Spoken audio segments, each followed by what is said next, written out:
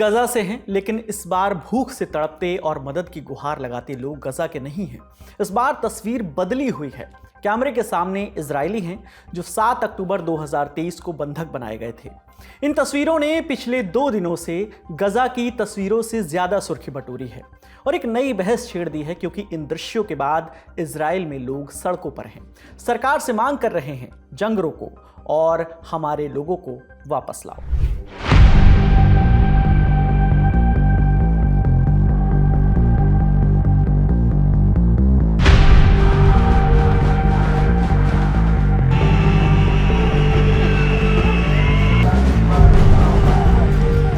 तो क्या बंधकों की हालत देखकर इजराइल पर युद्ध विराम का दबाव पहले से ज्यादा है? इन बंधकों के वीडियोस में क्या दिखा? कैद में इनके हालात कैसे हैं? हमास क्या कह रहा है? इजराइल में विरोध करने वाले लोग सरकार से क्या चाहते हैं? और ये सब देखकर अब बेंजामिन नेतन्याहू क्या करेंगे? इन्हीं सवालों का जवाब आज के शो में ढूंढेंगे। नमस्ते, मेरा नाम विकास वर्मा है और आप देख रहे हैं ललन टॉप का अंतर्राष्ट्रीय प्रसंगों से जुड़ा रोजाना का कार्यक्रम दुनियादारी। Brought to you by Bajaj Freedom Sensodyne के एन शारदा यूनिवर्सिटी। दुनिया की पहली सीएनजी मोटरसाइकिल बजाज फ्रीडम, आजादी आगे बढ़ने की। इन वीडियोस और इसके बाद उमड़े जन सैलाब पर बात करेंगे, लेकिन सबसे पहले इजराइल हमास जंग से ताज़ा अपडेट आपको बता देते हैं। ये वीडियो रिकॉर्ड किए जाने तक आज के दिन इजरायली हमलों में 34 फिलिस्तीनी मारे गए हैं। इनमें 17 ऐसे लोग हैं जो राहत सामग्री के लिए लाइन में खड़े थे। गजा के अस्पतालों ने अल जजीरा को ये आंकड़ा दिया है। ये आटा खून से सना है, हमें नहीं चाहिए, बहुत हो गया। अब हम अपने बच्चों को मरने नहीं देंगे, चाहे खुद भूख से मर जाएं। वो तो सिर्फ एक निवाला ढूंढने गया था, आटा लेने। उसके भतीजे बहनें सब भूखे हैं। वो सिर्फ अपने परिवार के लिए आटा लेने गया था। SLS और पैराबेन तो उसका करंट ऑन। What then? इसके पोटेशियम आयंस करें टूट का करंट गॉन, लाइव का करंट ऑन। फिलिस्तीनी स्वास्थ्य मंत्रालय ने बताया है कि बीते 24 घंटे में 5 लोगों ने भूखमरी या कुपोषण के चलते दम तोड़ दिया है। इसके चलते भूखमरी से मरने वालों की तादाद अब 180 हो चुकी है। इनमें 93 बच्चे शामिल हैं। 27 जुलाई से इजराइल ने राहत सामग्री पर लगी पाबंदियां ढीली की हैं, लेकिन अब भी लोगों की बुनियादी ज़रूरतें पूरी नहीं हो पा रही हैं। इस वक्त राहत सामग्री से भरे 22,000 से ज़्यादा ट्रक बॉर्डर के उस पार खड़े हैं, लेकिन अंदर हर दिन सिर्फ 84 ट्रक ही जा पा रहे हैं। राहत पहुंचाने वाली संस्थाएं कहती हैं कि कम से कम 600 ऐसे ट्रक्स की ज़रूरत है। इसके अलावा आज ही के दिन गजा के स्वास्थ्य मंत्रालय ने 31 जुलाई 2025 तक इजरायली हमलों में मारे गए लोगों की ताज़ा लिस्ट भी जारी की है। कुल मौतों का आंकड़ा 60,199 बताया गया है। इनमें 18,430 बच्चे हैं, 9,735 महिलाएं हैं और 4,429 बुजुर्गों की भी जान गई है। Where the software engineer meets the cool UI UX designer, the world comes together at Sharda University. अब बढ़ते हैं बड़ी खबर की ओर।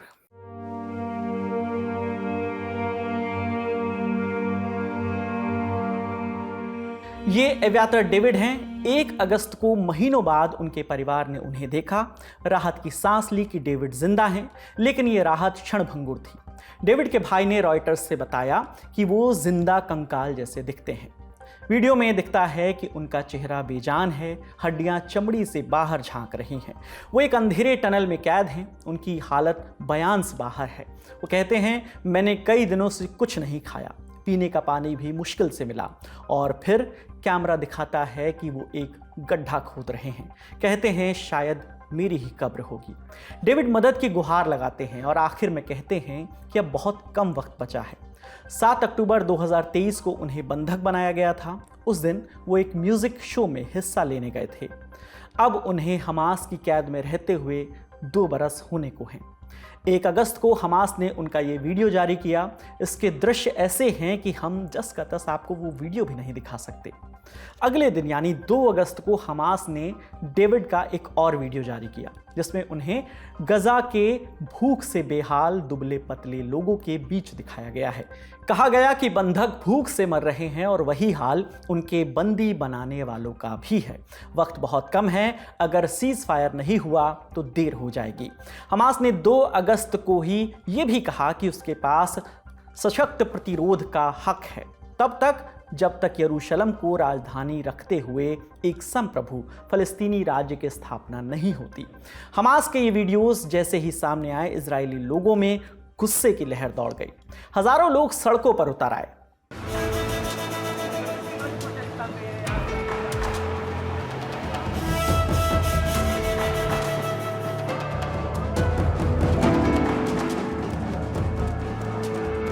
ये लोग सभी बंधकों की रिहाई की मांग कर रहे हैं और सरकार से जंग को पूरी तरह रोकने की अपील कर रहे हैं। इन लोगों में डेविड का परिवार भी शामिल था। डेविड के भाई इलाई ने कहा, मेरे भाई को हमास सोच समझकर बेरहमी से भूखा मार रहा है ताकि उनका इस्तेमाल अपने दुष्प्रचार के लिए कर सके। In their current unimaginable condition, they may have only days left to live. आज जो हालत है वो बर्दाश्त से बाहर है। शायद उनके पास अब कुछ ही दिन बाकी हैं। एव्यातर को हमास एक मोहरे के तौर पर इस्तेमाल कर रहा है। सोच समझकर साजिश के तहत उसे भूखा रखा जा रहा है ताकि उसकी हालत दिखाकर दुनिया को प्रभावित किया जा सके। हम इजराइल की सरकार से, इजरायली लोगों से, पूरी दुनिया से और खासकर अमेरिका के राष्ट्रपति ट्रंप से गुजारिश कर रहे हैं, आपके पास ताकत है, आप जो कर सकते हैं वो करिए। एव्यातर, गाय और बाकी बंदियों को बचाइए। The government of Israel, the people of Israel, every nation of this world, and especially President Trump, the President of the United States. इसी रैली में कई और बंधकों के सगे संबंधी भी मौजूद थे। इनमें से एक परिवार रोम ब्रास्लावस्की का भी था। 31 जुलाई को उनका भी एक वीडियो सामने आया था।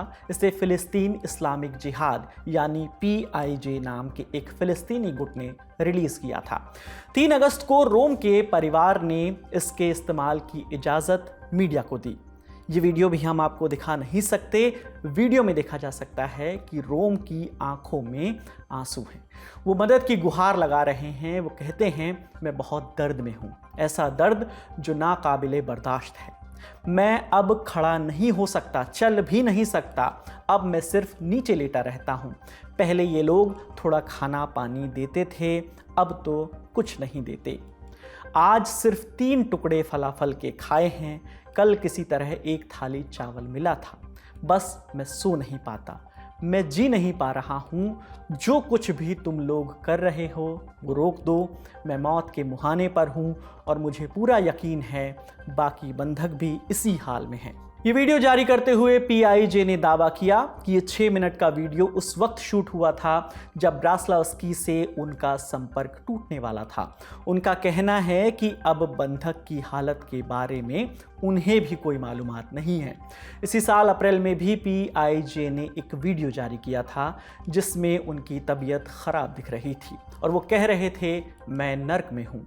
हालिया वीडियो जारी होने के बाद 2 अगस्त को रैली में उनके पिता ने कहा, मैंने अपने बेटे को देखा पर पहचान नहीं पाया। मेरा बच्चा मर रहा है और मैंने ये अपनी आंखों से देखा। प्रधानमंत्री ने भी जरूर देखा होगा। ראיתי את הבן שלי ולא זיהיתי אותו. רום שלי רעב ללחם. צמא למים. मैंने अपने बेटे को देखा पर पहचान नहीं पाया। रोम अब रोटी के लिए तरस रहा है, प्यास से बेहाल है, बीमार है, शारीरिक और मानसिक तौर पर टूट चुका है। मेरा बेटा मर रहा है, मैंने अपनी आंखों से देखा है। प्रधानमंत्री ने भी देखा है। अब कीमत हमारे बच्चे चुका रहे हैं। प्रधानमंत्री जी, आप नेता हैं, अब फैसला कीजिए, जंग खत्म करिए, सबको घर वापस लाइए।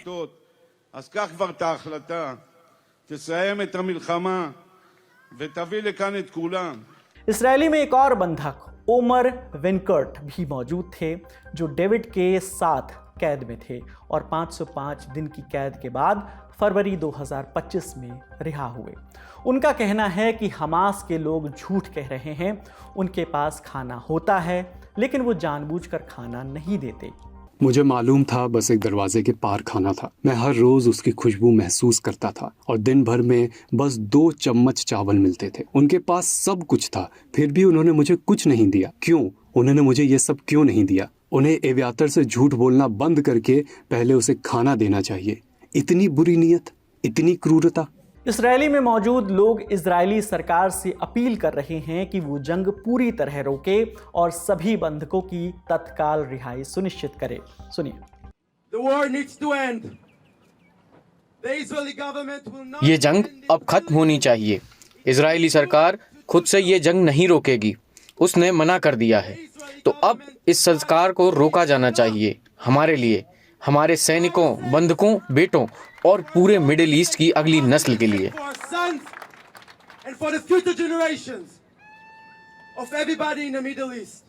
आखिर एक इंसान कितने वीडियो देख सकता है, कितना दर्द महसूस कर सकता है, वो भी बगैर कुछ कदम उठाए। जल्द ही इस दुख को 2 साल हो जाएगा। 666 दिन का ट्रॉमा है और वाकई कैद सिर्फ हमारे लोग नहीं हैं, आपने तो हमें भी बंधक बना लिया। इजरायली प्रधानमंत्री बेंजामिन नेतन्याहू ने इन वीडियोस पर प्रतिक्रिया दी है। बोले बंधकों को भूखा रखा जा रहा है जैसे नाजियों ने कभी यहूदियों को भूखा मारा था।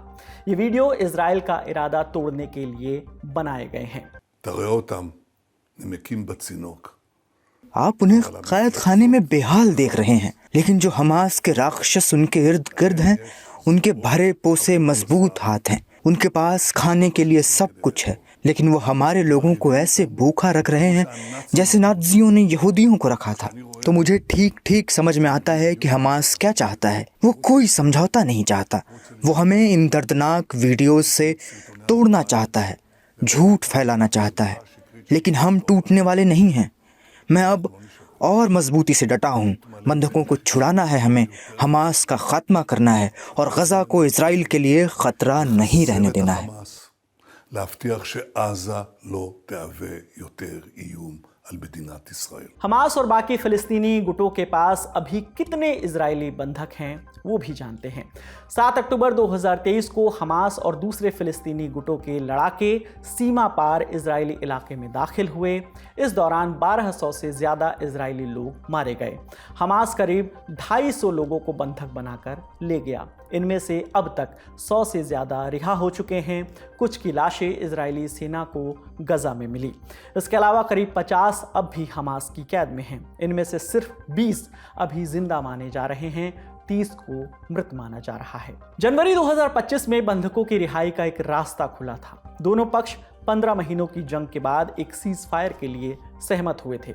अमेरिका ने इस डील की मध्यस्थता की थी। डोनाल्ड ट्रंप की टीम और तत्कालीन राष्ट्रपति जो बाइडेन की टीम दोनों इस डील में शामिल थी। 3 चरण का प्रस्ताव बना था। पहले चरण में कुल 26 इजरायली और 5 थाई बंधक रिहा हुए, लेकिन दूसरे चरण पर बात नहीं बनी। 18 मार्च को इजराइल ने फिर से हमले करना शुरू कर दिया। साथ ही एक और रणनीति जोड़ दी, टोटल ब्लॉकेड। इस नीति के तहत इजराइल ने राहत सामग्री पर रोक लगा दी थी। उसका कहना था कि इससे हमास पर दबाव बनेगा और वो बंधकों की रिहाई के लिए तैयार हो जाएगा। बीच में हमास ने एक ऑफर भी दिया, वो सभी बंधक रिहा करने को तैयार था, लेकिन उसकी शर्त थी कि इजरायली सेना पूरी तरह से गजा से पीछे हटे। लेकिन इजराइल इस शर्त पर नहीं माना। वो सारे बंधक नहीं बल्कि कुछ बंधकों की रिहाई के बदले स्थायी नहीं बल्कि एक अस्थायी युद्ध विराम चाहता था। दोनों पक्षों की बातचीत इन्हीं वजहों से नाकामयाब होती रही और उधर गजा में हालात बदतर होते गए। भूख से बेहाल फिलिस्तीनियों की तस्वीरें दुनिया भर में फैलने लगी। फ्रांस, ब्रिटेन, कनाडा ने निकट भविष्य में फिलिस्तीन को राष्ट्र की मान्यता देने का ऐलान कर दिया। इजराइल पर अंतर्राष्ट्रीय दबाव बना, उसे राहत सामग्री पर लगी रोक बहुत हद तक हटानी पड़ी और अब इजरायली बंधकों की हालत पर दुनिया की नजर गई है। इजराइल में भी जनता सड़कों पर है। लोग बंधकों की तत्काल रिहाई चाहते हैं और अब बेंजामिन नेतन्याहू के सामने है ये सवाल कि क्या वो अपनी नीति में बदलाव करेंगे। क्या इजराइल इस दबाव के चलते एक पूर्ण युद्ध विराम की तरफ बढ़ सकता है? उनके पास दबाव तो है। दबाव इस बात का है कि वो होस्टेजेस जो हैं, बंदी जो हैं, उनको जितनी जल्दी हो सके हमास के कब्जे से बाहर निकालें और लेके वापस आएं। अमेरिकन यूनिवर्सिटी में नाम भूल रहा हूँ उसका, जो सर्वे आया है वो ये कहते हैं कि 82% से के करीब लगभग लोग ये चाहते हैं कि गवर्नमेंट को सपोर्ट जो जेनोसाइड के खिलाफ नहीं है वहाँ के ऊपर। तो और फिर दूसरी बात ये कि वहाँ का जो रूलिंग कोलिशन है वो काफ़ी स्ट्रांग नज़र आता है। नेतन्याहू जी के साथ है गवर्नमेंट, गिरने के कोई चांसेस फिलहाल नज़र नहीं आते। और दूसरी बात ये कि अमेरिका की भी उनको पूरी सपोर्ट हासिल है, जिस तरीके से ट्रम्प साहब बोलते रहते हैं। यूरोप के अंदर ज़रूर कई देश जो हैं उनके फ़िलिस्तीन को लेके एक कंडीशनल उन्हीं ने वो रखा है कि अगर जंग नहीं बंद हुई तो वो सितंबर में जब यूएन जनरल असेंबली सेशन होगा न्यूयॉर्क में, तो उस समय वो रिकॉग्नाइज भी कर सकते हैं। लेकिन नेतन्याहू के लिए पूर्ण युद्ध विराम पर हामी भरना इतना आसान भी नहीं है, क्योंकि नेतन्याहू की लिकुड पार्टी को अकेले दम पर इजरायली संसद में पूर्ण बहुमत हासिल नहीं है। उनकी एक गठबंधन सरकार है और इस गठबंधन में कुछ चरमपंथी पार्टियां भी हैं, जैसे वित्त मंत्री बेजलिल स्मोट्रिच की रिलीजियस जायोनिज्म पार्टी और national security minister Ben Gvir की ओत्समा यहूदीत पार्टी। इन दोनों का साथ छूटा तो नेतन्याहू बहुमत खो बैठेंगे और ये दोनों ही पार्टियां गजा में सैन्य कार्रवाई रोकने के खिलाफ रहती हैं। ऐसा इस वक्त भी देखने को मिल रहा है, जहां एक तरफ इजरायली जनता जंग रोकने की मांग कर रही है, वहीं दूसरी तरफ इजराइल का धुर दक्षिणपंथी धड़ा बंधकों की इन वीडियोस के बिना पर गजा में सैन्य कार्रवाई बढ़ाने की मांग कर रहा है। इनमें सबसे मुखर है national security minister Itamar Ben Gvir. Ben Gvir ने 3 अगस्त को अल अक्सा कंपाउंड से बयान दिया, कहा हमें पूरा का पूरा गजा कब्जे में लेना होगा और उस पर अपनी संप्रभुता घोषित करनी होगी। हमास के ऐसे वीडियोस का एक ही मकसद होता है, इजराइल पर दबाव बनाना। और मैं टेम्पल माउंट, वो जगह है जहां हमने साबित किया है कि संप्रभुता और शासन संभव है, वहां से कह रहा हूं, हमें आज ही पूरे गजा पर कब्जा करना चाहिए और अपनी संप्रभुता घोषित करनी चाहिए। हमास के हर शख्स का खात्मा करके यहाँ बाहर से आए लोगों का स्वागत करना चाहिए। केवल इसी तरह हम बंधकों को वापस ला पाएंगे और जंग जीतेंगे। इतामार इस तरह के बयानों के लिए जाने जाते हैं। उन्हें नस्लवाद और आतंक को समर्थन देने जैसे आरोपों में 8 बार दोषी ठहराया जा चुका है। हाल ही में नीदरलैंड्स ने उन्हें पर्सोना नॉन ग्राटा घोषित कर दिया। ऑस्ट्रेलिया, कनाडा, नॉर्वे, ब्रिटेन और न्यूजीलैंड भी उनके खिलाफ कार्रवाई कर चुके हैं। वो वेस्ट बैंक में इजरायली बस्तियां बसाने की भी वकालत करते हैं, जिन्हें अंतर्राष्ट्रीय समुदाय अवैध मानता है। जनवरी 2025 में नेतन्याहू ने हमास के साथ युद्ध विराम समझौता किया, तब बेन गवीर को ये बात नागवार गुजरी थी। उस वक्त उन्होंने कैबिनेट से इस्तीफा दे दिया था। मार्च 2025 में उनकी वापसी हुई। इसी महीने इजराइल में जंग दोबारा शुरू हुई। खैर, इस बार इतामार किसी और वजह से चर्चा में हैं। दरअसल उन्होंने गजा पर कब्जे करने की अपील करते हुए ये बयान अल अक्सा मस्जिद से दे दिया है। इस दौरान उन्होंने मस्जिद के अहाते में जाकर यहूदी त्योहार तिशाब आव के मौके पर खुलेआम प्रार्थना की। उनके इस कदम के बाद जॉर्डन, सऊदी अरब, पाकिस्तान और तुर्की जैसे देशों ने इसे अंतर्राष्ट्रीय कानून का उल्लंघन बताया है। जॉर्डन ने इसे भड़काऊ कहा। फ़लस्तीनी अथॉरिटी ने कहा कि बेन गवीर ने सारी हदें पार कर दी हैं। हमास ने इसे फ़लस्तीनियों के खिलाफ एक और हमला बताया। लेकिन ऐसा क्यों? प्रार्थना से आखिर दिक्कत क्या है? दरअसल इस जगह को मुस्लिम दुनिया हरम अल शरीफ कहती है और इसे इस्लाम में तीसरा सबसे पवित्र स्थल माना जाता है। बेन गवीर पहले भी इस जगह पर जाते रहे हैं, लेकिन पहली बार उन्होंने वहां प्रार्थना की, जिसे यथास्थिति के खिलाफ बताया जा रहा है। 1967 में इजराइल और अरब देशों के बीच में जंग हुई थी। इस जंग के बाद जॉर्डन और इजराइल के बीच एक समझौता हुआ, जिसमें मुस्लिमों को मस्जिद के अंदर प्रार्थना का हक दिया गया, लेकिन यहूदियों को वहां जाकर सिर्फ दर्शन करने की इजाजत थी, प्रार्थना की नहीं। गवीर की प्रार्थना के बाद बात इतनी आगे बढ़ी कि खुद नेतन्याहू को आकर सफाई देनी पड़ी। उन्होंने बयान दिया कि इस जगह को लेकर इजराइल की नीति बदली नहीं है, लेकिन उनके रक्षा मंत्री इजराइल काट्ज ने कुछ और ही कहा हम यरूशलेम, पश्चिमी दीवार और टेम्पल माउंट पर हमेशा के लिए अपनी संप्रभुता बनाए रखेंगे। अब ये तो आने वाले दिनों में ही पता चलेगा कि इजराइल की नीतियों में कितना बदलाव होगा और इस जंग का क्या भविष्य होगा। अब चलते हैं सुर्खियों की ओर। पहली सुर्खी, अमेरिकी राष्ट्रपति डोनाल्ड ट्रंप और रूस के पूर्व राष्ट्रपति दिमित्री मेदवेदेव के बीच सोशल मीडिया पर कहासुनी हो गई। मामला इतना बढ़ गया कि ट्रंप ने 1 अगस्त को रूस के नज़दीक 2 न्यूक्लियर पनडुब्बियां तैनात करने का आदेश तक दे दिया।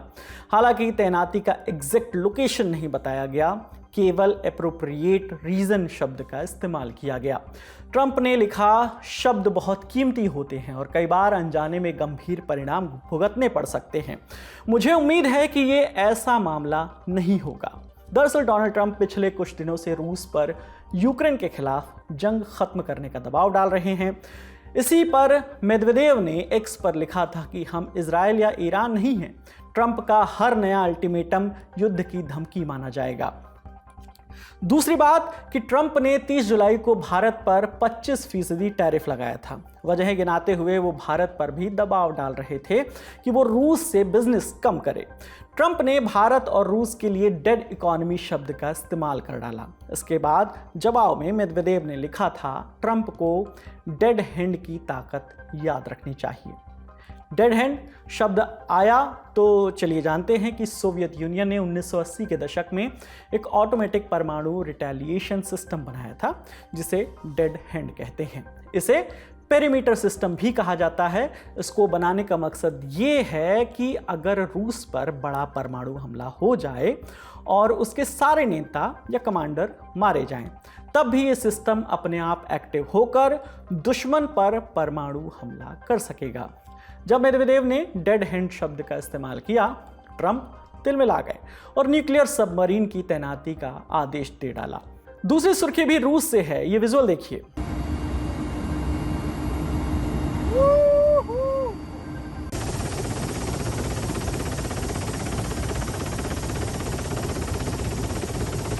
तस्वीर में दिख रहा है इस ज्वालामुखी का नाम है क्रशेनिनिकोव। बताया जा रहा है कि इस ज्वालामुखी में आखिरी विस्फोट 1550 में हुआ था। इसके बाद से यह अब तक साइलेंट था। 3 अगस्त की सुबह 6 बजे क्रोनोस्टकी नेचर रिजर्व के कुछ स्टाफ इसके पास मौजूद थे। उन्होंने देखा क्रेटर से गैस और भाप निकल रही है। इस बात ने खतरे की घंटी बजा दी, लेकिन समय रहते सभी लोगों को सुरक्षित निकाल लिया गया। कामचाटका आपातकालीन मंत्रालय ने बताया कि विस्फोट के बाद 6000 मीटर की ऊंचाई तक राख का गुबार फैल गया है। ये प्रशांत महासागर की ओर बढ़ रहा है। राहत की बात यह है कि इस क्षेत्र में कोई आबादी नहीं है, इसलिए किसी जनहानि की आशंका नहीं है। हालांकि आसपास का हवाई क्षेत्र प्रभावित हुआ है और विमानों के लिए ऑरेंज अलर्ट जारी किया गया है। अगली सुर्खी, यमन के तट पर एक नाव डूबने से 68 प्रवासियों की मौत हो गई है। नाव में लगभग 157 लोग सवार थे। यह हादसा 3 अगस्त को यमन के दक्षिणी प्रांत अबयान के तट के पास हुआ। इंटरनेशनल ऑर्गेनाइजेशन फॉर माइग्रेशन ने बीबीसी को बताया कि 12 लोग ही बचाए जा सके हैं और अभी कई लोग लापता हैं। मारे गए ज्यादातर लोग अफ्रीका के पूर्वी देश इथियोपिया के नागरिक हैं। खाड़ी देशों में काम की तलाश में जाने वाले प्रवासियों के लिए रास्ता काफ़ी अहम है। ये रास्ता दुनिया के सबसे व्यस्त और सबसे खतरनाक प्रवासन मार्गों में से एक माना जाता है। IOM का अनुमान है कि पिछले कुछ महीनों में कई 100 लोग जहाज दुर्घटनाओं में मर चुके हैं या लापता हो गए हैं। आज का दुनियादारी यहीं समाप्त होता है। अपना और अपनों का ख्याल रखिए। देखते रहिए दी ललन टॉप। शुक्रिया।